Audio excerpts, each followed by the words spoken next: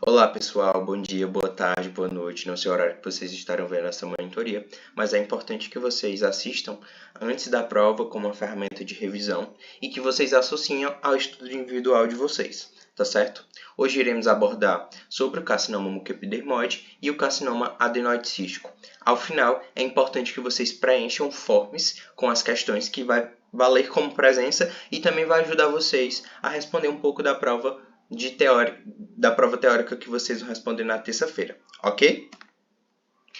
Partindo para o carcinoma mucoepidermoide, ele tem sua etiologia considerada uma etiologia multifatorial, ou seja, há tanto fatores genéticos como os fatores ambientais envolvidos, certo? A literatura ainda se mostra um pouco incerta acerca da sua etiopatogênese. Entretanto, a exposição à radiação ela pode ser um fator de risco para o desenvolvimento de um carcinoma mucoepidermoide, ok? A literatura, estudos recentes apresentam que o evento chamado de translocação gênica ele está diretamente associado ao processo de etiopatogênese da lesão com a formação de um oncogene de fusão, certo? Partindo agora para a incidência do carcinoma mucoepidermoide, a gente tem ele como a neoplasia maligna mais comum de glândulas salivares, que acomete principalmente a glândula parótida. A incidência, comparando entre as duas glândulas salivares, salivar maior e menor, a gente tem que 4 a 10% das lesões elas ocorrem em glândulas salivares maiores e de 13 a 23% em glândulas salivares menores, ok? Dentre o grupo de crianças, não é comum o surgimento do carcinoma mucoepidermoide, mas dentre as lesões que acometem glândula salivar de crianças, o carcinoma mucoepidermoide é o mais comum dentro desse grupo, ok? Deu para entender essa linha de raciocínio? Agora, partindo para as características clínicas, a gente tem um aumento de volume assintomático, uma característica da lesão mais flutuante, de coloração azulada ou avermelhada. Essas características elas parecem muito com a de mucocele. Então, nas características clínicas, elas podem se confundir um pouco com o diagnóstico de mucocele, certo? As duas principais localizações, a primeira é em parótida e logo em seguida no palato, ok? No palato mais posterior, porque no palato anterior a gente não encontra glândulas, certo? Em lesões mais avançadas, a gente pode desenvolver um quadro de paralisia do nervo facial. Isso decorre de um aumento crescente da lesão, mas não é um achado patognomônico da lesão. Sentir dor, certo? Outros locais que podem acometer a lesão seria em lábio inferior, assoalho de boca, língua e região retromolar. Porém, as duas que mais estão associadas a localizações são parótida e palato. Primeiro parótida, posteriormente palato, certo? Agora, partindo para as características histopatológicas, a gente tem uma mistura de células mucosas e células epidermoides. Quando a gente faz uma separação do nome mucoepidermoide, já entrega quais células a gente vai encontrar naquela lesão, ou seja, células mucosas e células epidermoides.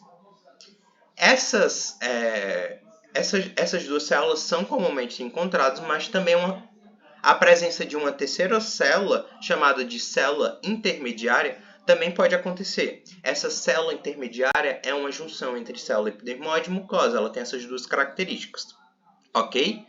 Para a classificação dos graus histopatológicos do carcinoma mucoepidermoide, a gente tem 3 tipos de classificação: quanto à quantidade de formação cística, quanto ao grau de atipia celular da lesão e quanto ao número relativo de células mucosas, epidermoides e intermediárias. O número de células mucosas, elas estão intimamente relacionadas com o prognóstico da lesão. Quanto maior o número de células mucosas, mais formação císticas a gente vai ter e melhor vai ser o prognóstico daquela lesão.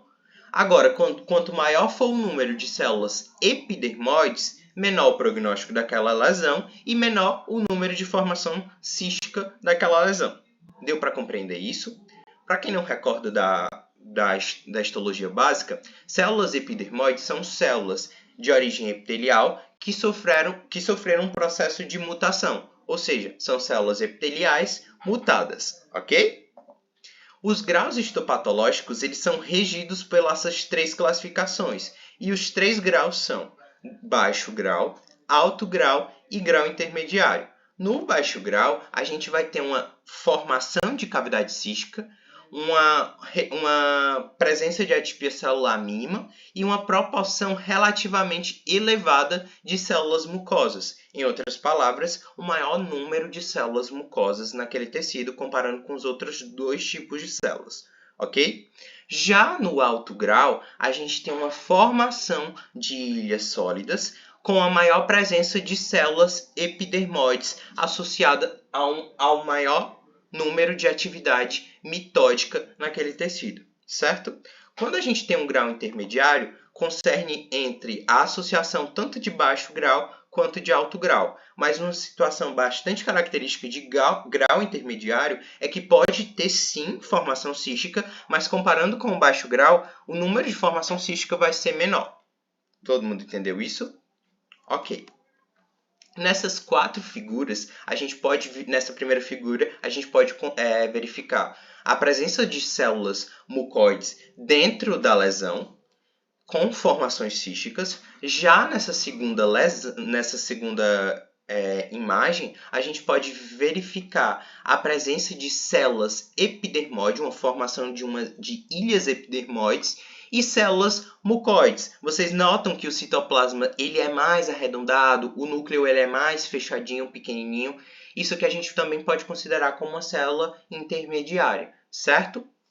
Já nessa terceira lesão, a gente pode verificar um enorme número de células mucoides e a presença de uma formação de uma cavidade cística aqui. Já na quarta lesão, a gente pode verificar vários espaços vazios, que a gente chama também de cavidades císticas, preenchidos por células mucoides, tendo como seu produto formação de muco. Por isso que eles não estão aqui corados, ok? Agora, partindo para o tratamento do carcinoma mucoepidermoide. O tratamento, pessoal, ele varia de acordo com a localização da lesão, com o grau histopatológico e com o estágio clínico do tumor. Vou exemplificar isso para vocês compreenderem melhor. Quando a gente tem uma lesão em parótida, certo? De alto grau, o tratamento seria uma remoção completa da glândula afetada e uma remoção do nervo facial, certo? Agora, se a gente tem uma lesão de carcinoma mucoepidermoide em parótida, porém de baixo grau, a gente opta por uma remoção parcial da glândula e uma preservação do nervo facial. Todo mundo compreendeu isso?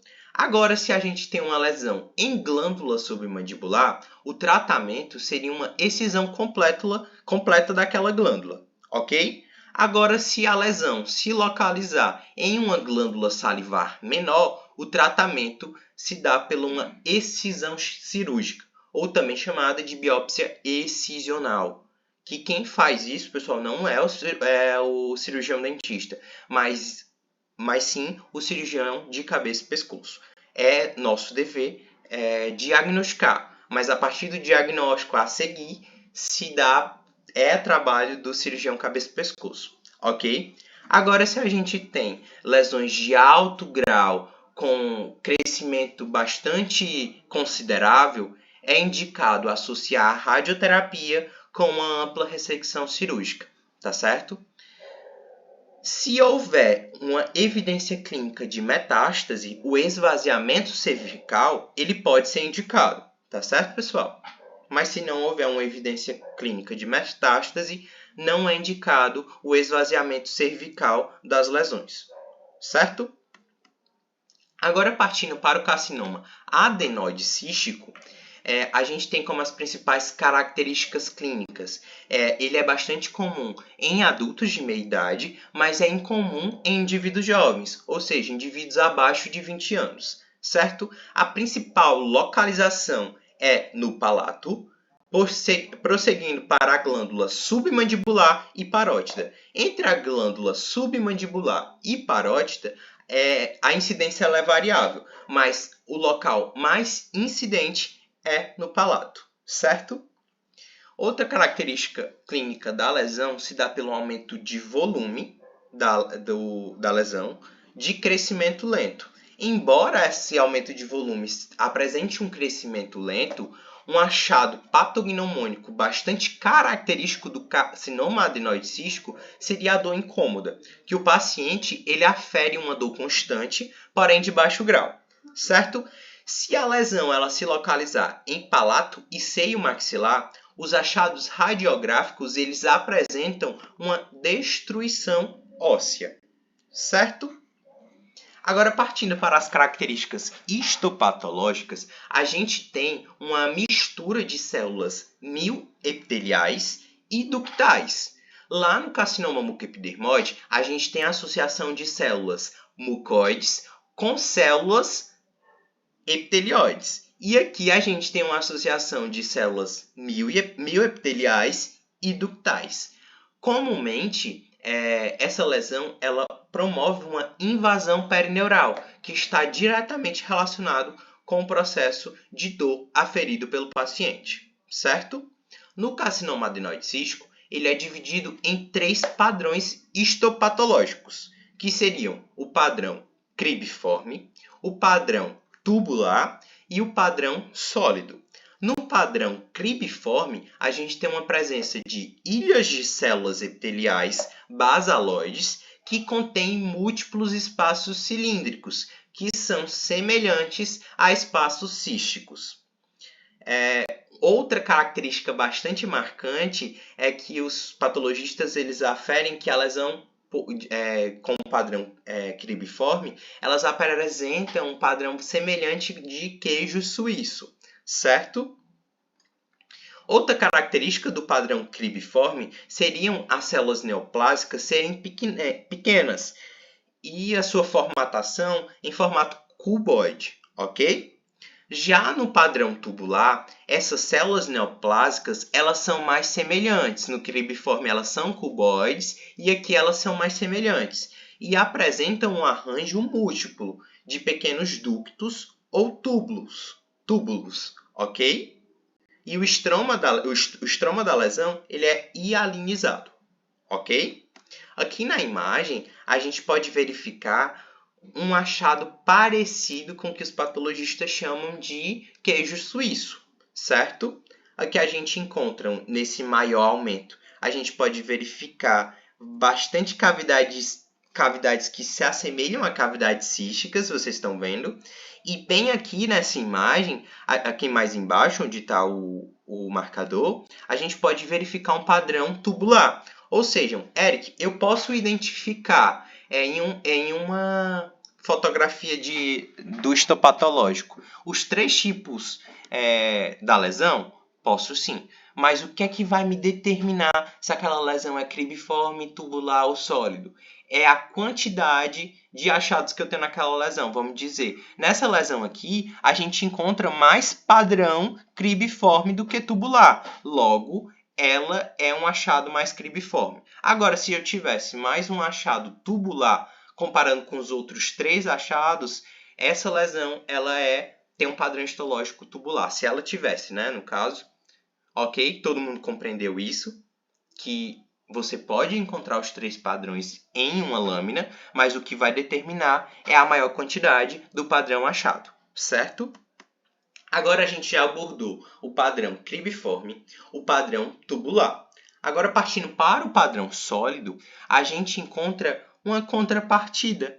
Lá no padrão cribiforme, que é o mais associado, é o mais comum de você encontrar, anotem isso, gravem isso. O padrão cribiforme, ele é o que a gente mais encontra, é o mais comum, certo? Já comparando com o sólido, com o cribiforme, a gente tem uma lâmina mais diferente. O sólido ele tem uma menor tendência para a formação de ductos ou císticos, ou cavidades císticas, certo? Vocês notam aqui pela imagem que é tudo mais preenchidinho, é uma característica mais sólida. Outra característica do padrão sólido seria uma área central de necrose associada a um maior índice de pleomorfismo celular e um maior índice de atividade mitótica. Frente a essas características que eu descrevi para vocês, é bastante direto que o padrão sólido é o que está mais associado com o pior prognóstico. Ou seja, o paciente que apresenta naquela lesão maior índice de padrão sólido, pior vai ser o prognóstico daquele paciente. Já quando a gente tem um achado mais cribiforme, o prognóstico daquele paciente vai ser melhor. Deu para compreender isso? Por que o padrão sólido ele tem um pior prognóstico? Ele tem um pior prognóstico pelo aumento de pleomorfismo celular e uma maior atividade mitótica naquele tecido. Certo? Todo mundo compreendeu isso? Os 3 padrões. Se alguém surgir alguma dúvida, vocês podem me abordar no WhatsApp. Estou aberto para vocês tirarem dúvidas, ok? Pronto. A gente abordou características clínicas e características histopatológicas. Agora, vamos abordar o tratamento. Érica, como é que eu posso abordar o tratamento do carcinoma adenoide cístico? Lembrando que o tratamento ele é uma área do cirurgião cabeça e pescoço. A gente, enfatizando isso mais uma vez, que nós, cirurgiões dentistas, estamos mais pautados no diagnóstico, ok? O tratamento do carcinoma adenoide cístico, geralmente ele é mais dado pela excisão cirúrgica da lesão. Já em lesões mais agressivas, opta-se pela radioterapia adjuvante, porque se acredita que pode dar um prognóstico melhor para o paciente. A literatura acredita que essa radioterapia adjuvante ela pode diminuir os índices de recidiva da lesão, certo? Eric, o carcinoma adenoide cístico, ele pode ocorrer eventos de metástase? Pode sim. 35% dos pacientes tratados, eles podem... 35% dos pacientes, eles apresentam eventos de metástase, sejam principalmente em pulmões, ossos e no cérebro. O cérebro, principalmente em lesões mais em palato, lesões mais expansivas em palato, pode invadir a base do crânio, certo? Repetindo para vocês, o padrão histológico sólido ele está mais associado com o pior prognóstico. Vocês lembram que lá no carcinoma mucoepidermoide, o esvaziamento cervical ele era indicado no caso se tivesse um indício clínico de metástase? Aqui no carcinoma adenoide cístico, o esvaziamento cervical ele não é indicado, certo? Pessoal, essas são as minhas referências. Eu estou aberto à dúvida de vocês. Desejo a vocês uma ótima prova na terça-feira e que vocês possam responder o forms com as questões que eu enviei para vocês, tá certo? Qualquer dúvida, vocês podem mandar e-mail, vocês podem mandar mensagem no WhatsApp, podem mandar mensagem no Instagram, podem ficar à vontade. Estou aqui para ajudar vocês, tá certo? Tenham um ótimo final de semana, um ótimo feriado e, se Deus quiser, uma ótima prova na terça-feira. Tchau, tchau.